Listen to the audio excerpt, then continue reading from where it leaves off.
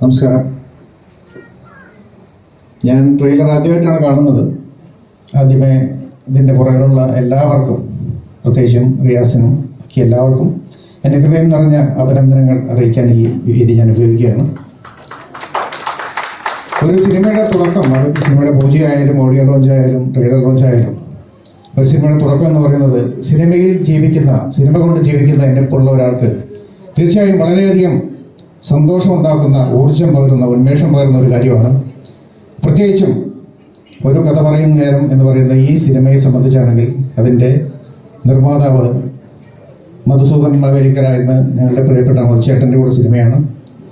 എൻ്റെ സിനിമാ ജീവിതത്തിൽ എനിക്ക് ഏറ്റവും വലിയ വഴിത്തിരിവുണ്ടാക്കിയ വാസ്തവം എന്ന് പറയുന്ന സിനിമയുടെ പ്രൊഡ്യൂസറാണ് മധുചേട്ടനും ഇവിടെയുള്ള ഉദയേട്ടനും. ആ കാലഘട്ടം മുതൽ 2006 വാസ്തവം റിലീസാവുന്നത്. 2006 മുതൽ ഞങ്ങൾ തമ്മിലുള്ള ഊഷ്മളമായ ബന്ധത്തിൻ്റെ ഇപ്പോഴും നല്ല രീതിയിൽ വളരെ സ്നേഹപൂർവ്വം ഏകോദര സഹോദരങ്ങളെ പോലെ ഞങ്ങൾ ഒന്നിച്ച് ജീവിക്കുന്നവരാണ്, വലിയ സ്നേഹം പങ്കിടുന്നവരാണ്. ആ ജീവിതത്തിലും ഹൃദയം കൊണ്ടും ചേർത്ത് നിൽക്കുന്ന മധുചേട്ടൻ്റെ സിനിമയാണ്. ഈ സിനിമയുടെ വികാരം എന്താണെന്ന്, ഈ സിനിമയുടെ ഈ ഉള്ളടക്കം എന്താണെന്ന് ഈ ട്രെയിലറിലൂടെ നമുക്ക് മനസ്സിലാവും. ഇത്തരമൊരു സിനിമ മലയാള സിനിമയ്ക്ക് സമ്മാനിച്ച, മലയാളത്തിലെ പ്രേക്ഷകർക്ക് സമ്മാനിക്കുന്ന ഇതിൻ്റെ നിർമ്മാതാക്കൾക്കും ഇതിൻ്റെ പുറകിലുള്ള എല്ലാവർക്കും മലയാള സിനിമയുടെ പേരിലും എൻ്റെ പേരിലും ഞാൻ സ്നേഹപൂർവമായ നന്ദിയും സ്നേഹവും അറിയിക്കുകയാണ്.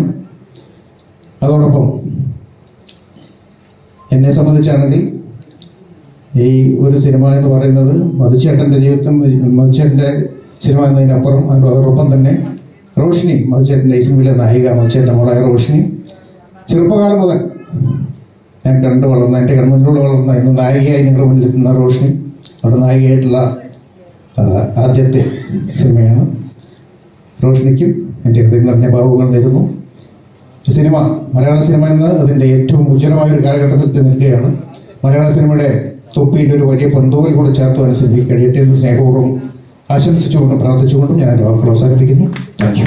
ഇവിടെ വന്നിരിക്കുന്ന എല്ലാവർക്കും നമസ്കാരം. ഓഡിയോ ലോഞ്ച് നടക്കാൻ പോകുന്നു.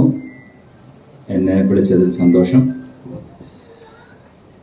ഇപ്പോൾ മധുസാർ ഇവിടെ പറഞ്ഞു, മധുസാറും ഞാനും നല്ല സുഹൃത്തുക്കളാണ്, കുറച്ച് കാലമായിട്ടുള്ള സൗഹൃദമാണ്. ഞാനിപ്പോൾ സംവിധാനം ചെയ്യുന്ന എറിക് എന്ന് പറയുന്ന സിനിമ, അതിൻ്റെയും വൺ ഓഫ് ദ പ്രൊഡ്യൂസേഴ്സാണ്.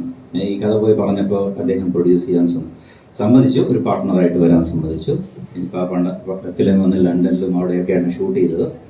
അതിൻ്റെ കാര്യങ്ങളൊക്കെ നടന്നുകൊണ്ടിരിക്കുന്നത്. ഇനിയിപ്പോൾ ഒരു കഥ പറയും നേരം എന്ന് പറയുന്ന ചിത്രത്തിലേക്ക് വരുമ്പോൾ മധുസാർ പറഞ്ഞു, ഇതിലെ പുതുമുഖങ്ങളാണ്, ഇതൊരു ചെറിയ പടമാണ് എന്നൊക്കെ പറഞ്ഞു. അങ്ങനെയൊന്നും സിനിമയിലില്ല. ഞാൻ എൻ്റെ ഒരു അനുഭവം വെച്ച് പറയുന്ന കാര്യങ്ങൾ, ഞാൻ ആദ്യമായിട്ട് അഭിനയിച്ച ചിത്രം ഒരു തലൈരാഗം എന്ന് പറഞ്ഞ തമിഴിൽ വന്ന ഒരു സിനിമയാണ്.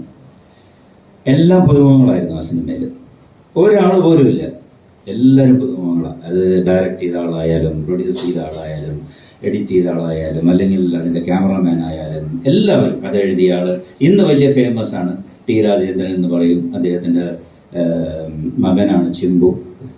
അപ്പോൾ ആ സിനിമ എടുത്തു കഴിഞ്ഞ് അത് ബിസിനസ് ചെയ്യാൻ വേണ്ടി അദ്ദേഹം ഒരുപാട് നടന്നു. എൻ്റെ പ്രൊഡ്യൂസർ, എനിക്കറിയാം, 100 പ്രൊജക്ഷൻ ഇട്ടു ആ സിനിമ.